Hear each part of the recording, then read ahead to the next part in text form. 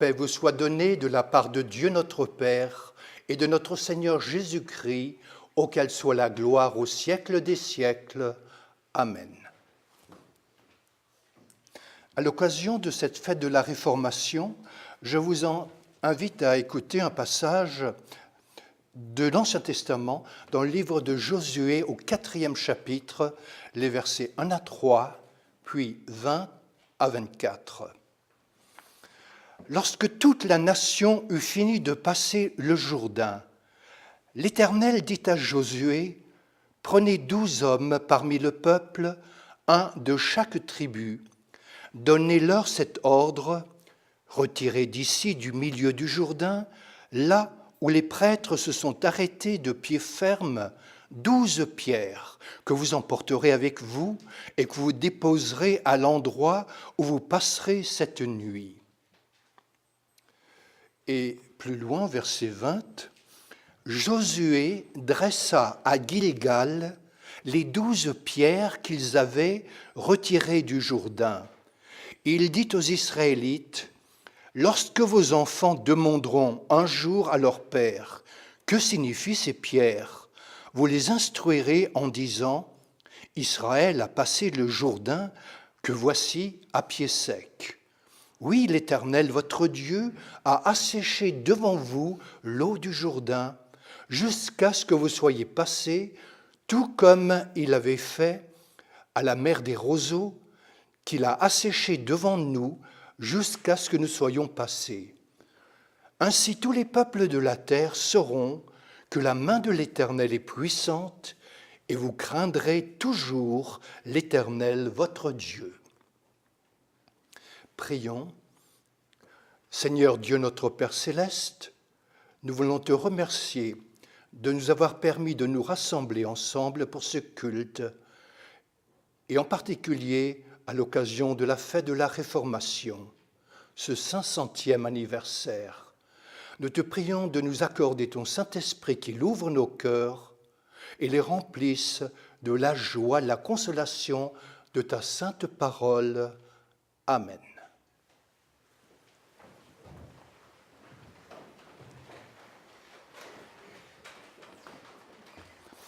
Chers frères et sœurs, de tout temps, les hommes ont eu l'habitude d'ériger des monuments, généralement en pierre, pour perpétuer le souvenir d'événements marquants. Parfois, ils l'ont fait sur l'ordre de Dieu, comme ce fut le cas après le passage miraculeux du Jourdain qui permit au peuple d'Israël d'entrer dans la terre promise. Dieu demanda à Josué, le successeur de Moïse, d'ériger un monument de 12 pierres prélevées du lit du fleuve. De nos jours aussi, il y a beaucoup de monuments. Par exemple, des monuments aux morts élevés en mémoire des soldats tombés à la guerre. Et qui ne connaît pas l'arc de triomphe de l'Étoile à Paris, destiné à perpétuer le souvenir des grandes victoires napoléoniennes. Mais certaines dates aussi peuvent faire office de monument. Il en est ainsi du 14 juillet, qui en France commémore la prise de la Bastille. Pour nous luthériens, c'est le 31 octobre qui joue un peu ce rôle de monument. Chaque année, nous nous souvenons qu'en 1517, il y a maintenant exactement 500 ans, un moine nommé Martin Luther a affiché 95 thèses sur la porte de l'église du château de Wittenberg. On considère ce geste comme ayant marqué le début de la Réformation. Et c'est pour cela que nous réservons le dimanche le plus proche du 31 octobre pour fêter l'événement. Eh bien, chers amis, évoquons donc ce monument immatériel du 31 octobre qui commémore la Réformation et demandons-nous à quoi sert ce monument ? Réponse : à évoquer le grand miracle que Dieu a accompli au XVIe siècle en faveur de son Église, afin que nous nous en souvenions avec gratitude et ne l'oublions pas. Un monument destiné à évoquer un grand miracle de Dieu. Revenons d'abord au monument édifié par Josué qui, dressa à Gilgal les 12 pierres qu'il avait retirées du Jourdain. Il s'agissait là d'un monument très simple, constitué de 12 grosses pierres, une pour chaque tribu d'Israël, et qui a été édifié en un endroit appelé Gilgal, sur la rive droite du Jourdain. C'est près de cet endroit que les eaux du fleuve, de surcroît en crue à cette époque de l'année, s'étaient miraculeusement arrêtées pour permettre au peuple d'Israël de traverser le fleuve à pied sec et ainsi d'entrer en terre de Canaan. Autrement dit, de jouir enfin du repos dans la terre promise au terme de 40 ans d'errance dans le désert. Et c'est donc du lit du fleuve à sec que Josué a fait prélever les 12 pierres pour ce monument. Lorsque Martin Luther afficha et publia ses 95 thèses le 31 octobre 1517, l'œuvre de la Réformation allait se mettre en branle. Luther n'avait nullement conscience de la portée de son geste, mais le processus était enclenché. Le moine Augustin entendait dénoncer le scandaleux trafic des indulgences consistant à vendre contre espèces sonnantes et trébuchantes la remise des peines du purgatoire et même pour offrir le pardon des péchés. Le trafic avait l'aval des plus hautes instances de l'Église.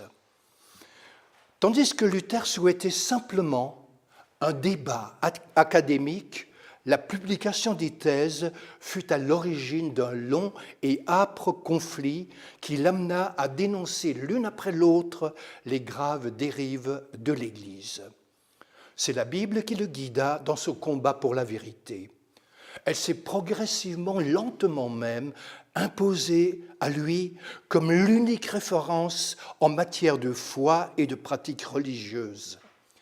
Il découvrit en particulier et porta à la connaissance du public l'enseignement qui est au cœur de la Bible, qui nous a été rappelé tout à l'heure avec l'Épître aux Romains, au 3e chapitre, à savoir que l'homme n'est pas sauvé par ses mérites ou par ses œuvres, mais il est sauvé sola gratia, par la grâce seule, sola fide, par la foi seule, solo Christo, par le Christ seul. On considère cependant que ce n'est que 3 à 4 ans plus tard que Luther parvint enfin à une claire perception de l'œuvre du Christ, de la foi et de la grâce. Et c'est donc ainsi que la bienfaisante lumière de l'Évangile brilla de nouveau dans le monde religieux de l'époque qui était plongé dans de profondes ténèbres spirituelles. La Bible, ce fut là l'un des grands mérites de Luther que d'en avoir fait la promotion et d'en avoir encouragé la lecture, après l'avoir lui-même redécouverte en tant que parole divine qui montre le chemin de la vérité et de la vie éternelle. Ce n'est pas que la Bible avait totalement disparu, mais au moins jusqu'à l'apparition de l'imprimerie au milieu du siècle précédent, eh bien, c'était une denrée rare et très chère. Même si avant Luther, il y avait déjà quelques Bibles en langue populaire, la traduction en était cependant incertaine. En fait, on disposait surtout d'une très vieille traduction, appelée la Vulgate, fautive en de nombreux points. Et en raison du prix élevé, même des éditions imprimées, elle restait inaccessible à la plupart des gens qui en outre ne savaient même pas lire. Et surtout, cette lecture n'était pas encouragée. Elle ne servait guère de base aux prédications dans les églises et ne constituait pas non plus le fondement de l'enseignement théologique dans les facultés, car on y privilégiait la scolastique, un mélange stérile de traditions chrétiennes et de philosophie païenne, surtout celle d'Aristote. C'était un enseignement moral destiné à encourager la pratique des bonnes œuvres. On était aux antipodes de l'enseignement biblique. Le grand mérite de Luther a donc été de revenir à la Bible et de la remettre à sa place dans les chaires des églises et des facultés, et de l'introduire progressivement aussi dans les chaumières. Il fit lui-même ce grand effort de la traduire et de l'éditer en langue populaire pour la rendre accessible au plus grand nombre. En cela, il fut d'ailleurs rapidement et heureusement imité un peu partout en Europe, notamment en France et en Angleterre. L'autre grand mérite de Luther est d'avoir remis en pleine lumière le message central des Écritures qu'il avait redécouvert au terme d'une longue et douloureuse quête, à savoir la notion de la grâce, du salut par la grâce. Non, l'homme n'est pas sauvé par les mérites ou par les œuvres ou par les souffrances, pas non plus par les dons d'argent ou par l'achat d'indulgences ou par des pèlerinages, la vénération de reliques, le culte de la Vierge ou des saints, pas non plus par la vie au couvent, avec ses vœux de pauvreté, de chasteté et d'obéissance, pas non plus par les jeûnes, par les veilles, par les prières. Non, le pécheur est sauvé uniquement par la foi en Jésus-Christ. Luther a aussi dénoncé les autres erreurs et mensonges tels que le purgatoire, le retranchement de la coupe lors de la Sainte Seine, le sacrifice de la messe, ça n'existe pas, l'obligation du célibat du clergé, inventé au XIe siècle, et la vie scandaleuse qui en résultait malheureusement le plus souvent. Voilà brossé dans les grandes lignes l'œuvre de Luther caractérisée par le retour à une foi et une vie authentiquement chrétienne. Œuvre de Luther, sans doute, mais avant tout œuvre de Dieu. C'est lui qui fut à l'origine de la Réformation. Luther n'a été qu'un instrument entre ses mains. Car pour commencer, n'est-ce pas Dieu qui a suscité cet homme, qui l'a doté de dons exceptionnels, qui l'a conduit sur cette voie, qui a créé des conditions favorables également à la réussite de son œuvre? Ce n'est pas Luther qui a choisi ou décidé de devenir réformateur. Souvenez-vous comment le jeune Martin, angoissé par la question du salut, a été pour ainsi dire poussé dans le couvent quand la foudre est tombée à côté de lui lors d'un violent orage. N'est-ce pas Staupitz, le vicaire général des Augustins, qui l'a obligé, Luther le dit lui-même, à faire le doctorat en théologie biblique et qui l'a chargé des cours à la faculté, des cours sur la Bible, si bien que le moine a progressivement découvert le salut par la grâce et s'est rendu compte des graves dérives de son Église.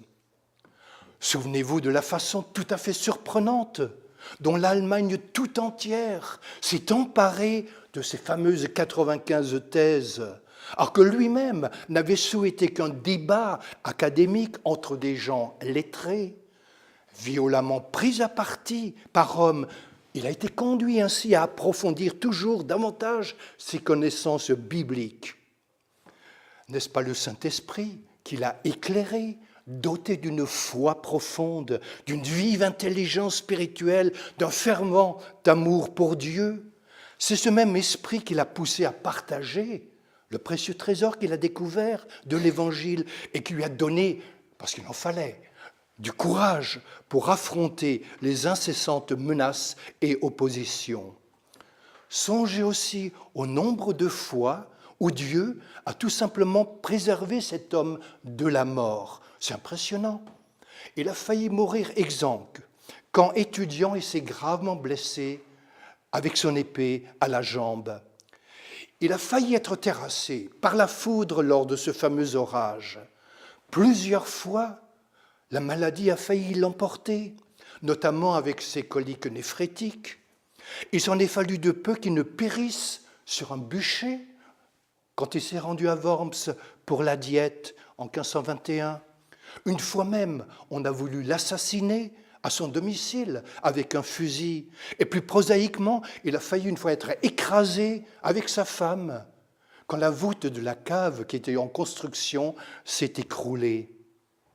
Et puis, pensez aussi aux précédentes tentatives de réforme religieuse qui n'ont pas abouti, celle de Pierre Valdo à Lyon au XIIe siècle, à la fin du XIIe siècle, celle de John Wycliffe en Angleterre au XIVe, Wycliffe déclaré hérétique à Constance et dont on a brûlé les os après sa mort, la tentative également de Jean Hus à Prague, qui lui a été brûlé vif à Constance au début du XVe siècle. Or, Luther a été préservé, la réforme a abouti, tout cela grâce à Dieu. Pour nous, luthériens, il n'est donc pas question de béatification ou de canonisation de Luther.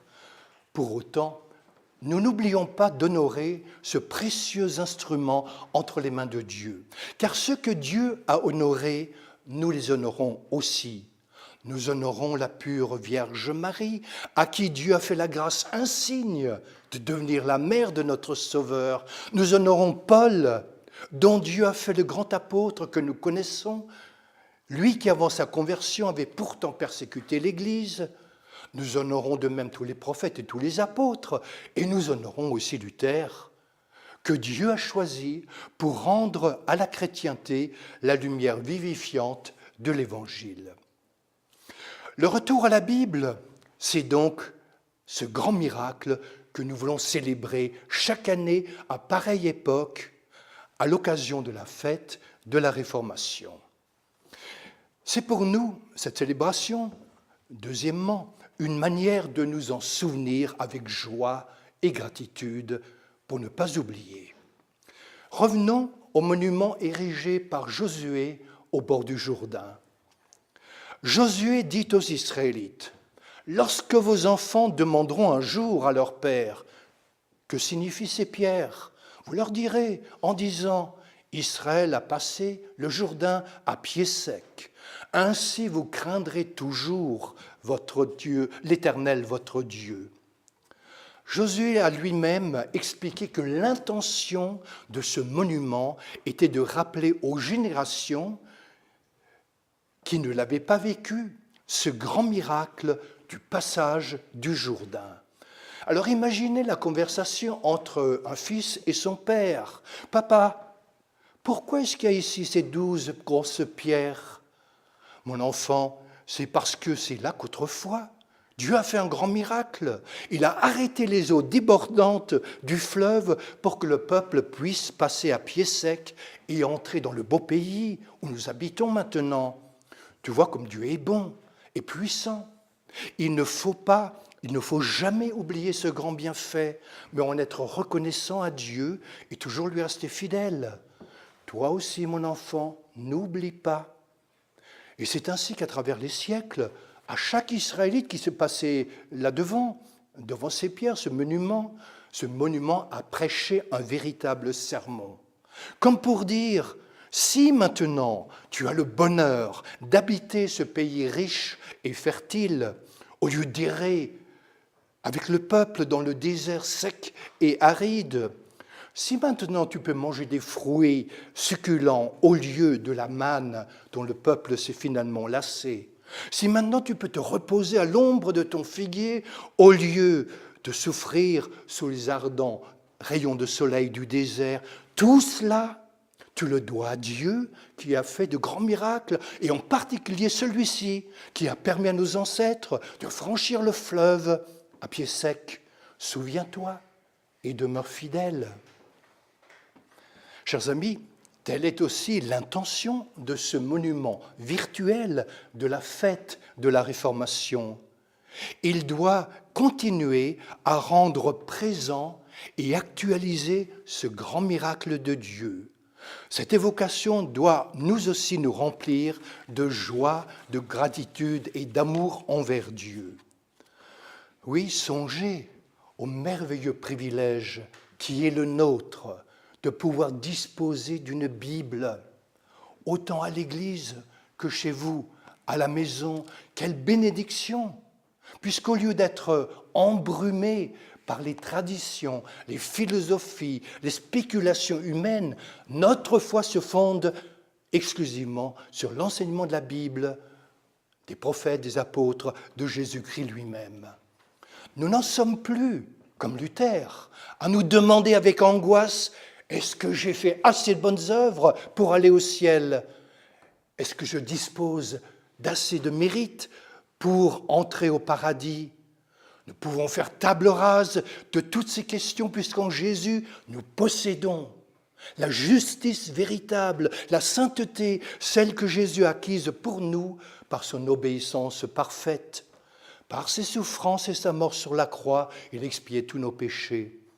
Et chers amis, c'est de ce pardon que nous avons reçu que découle maintenant notre amour envers Dieu, ainsi qu'une vie nouvelle et des œuvres véritablement belles, mais qui n'entrent pas en ligne de compte pour notre salut, puisque nous le possédons déjà entièrement en Jésus-Christ. Chers amis, réalisez-vous dans quel beau pays nous sommes entrés.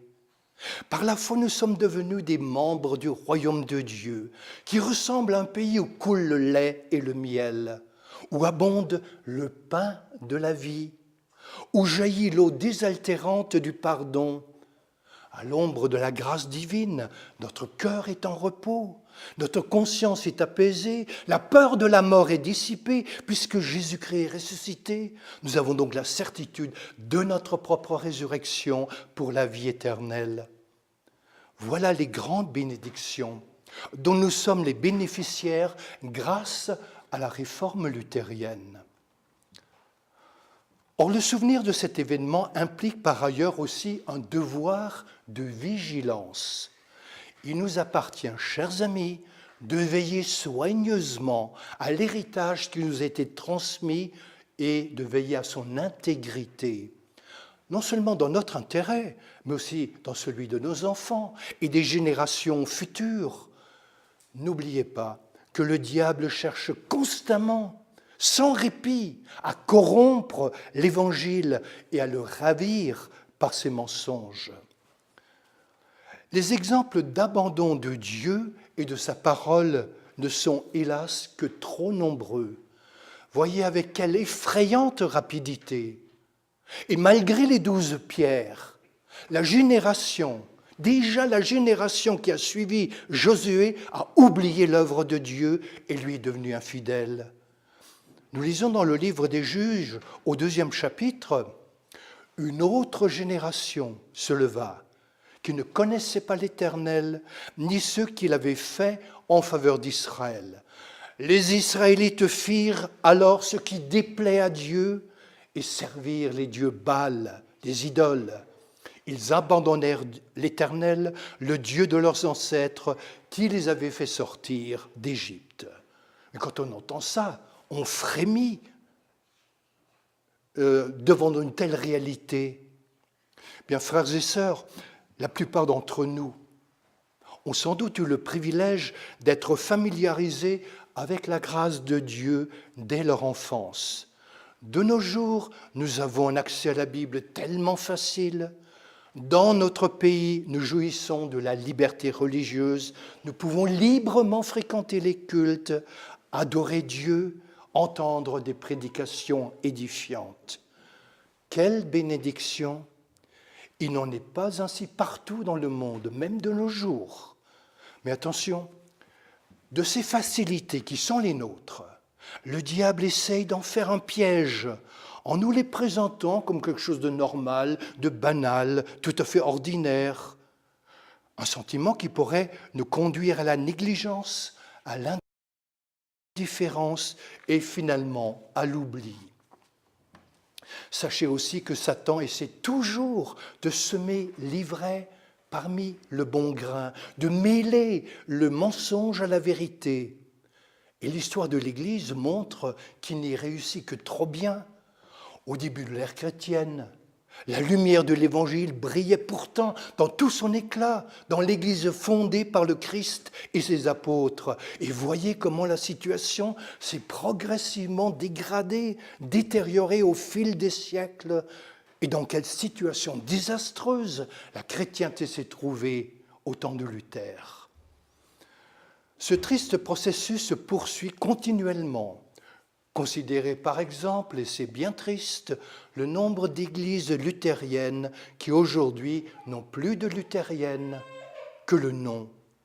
Tandis que dans beaucoup d'autres dénominations, la notion du salut par les œuvres prévaut toujours ou ressurgit à nouveau. Il nous faut donc prier pour que Dieu nous donne la clairvoyance nécessaire pour discerner l'erreur et le courage aussi pour la combattre là où elle cherche à s'infiltrer. En cela aussi, nous pourrons suivre l'exemple de Luther et de ses collaborateurs dont certains ont payé leur témoignage de leur vie. Frères et sœurs, un demi-millénaire nous sépare de l'événement que nous célébrons aujourd'hui. Mais tel un monument, la fête de la Réformation actualise ce grand moment et nous le rend proche. Eh bien, puisse la lumière de l'Évangile continuer à briller dans ce monde. Pour notre part, nous suivons l'exemple de Luther, qui fut un instrument fidèle entre les mains de Dieu, et nous aussi, soyons disponibles pour le service du Seigneur, afin que notre témoignage aussi contribue au rayonnement du glorieux message du salut par la foi en Jésus-Christ. Amen. Et que la paix de Dieu qui surpasse toute intelligence garde nos cœurs et nos esprits en Jésus-Christ pour la vie éternelle. Amen.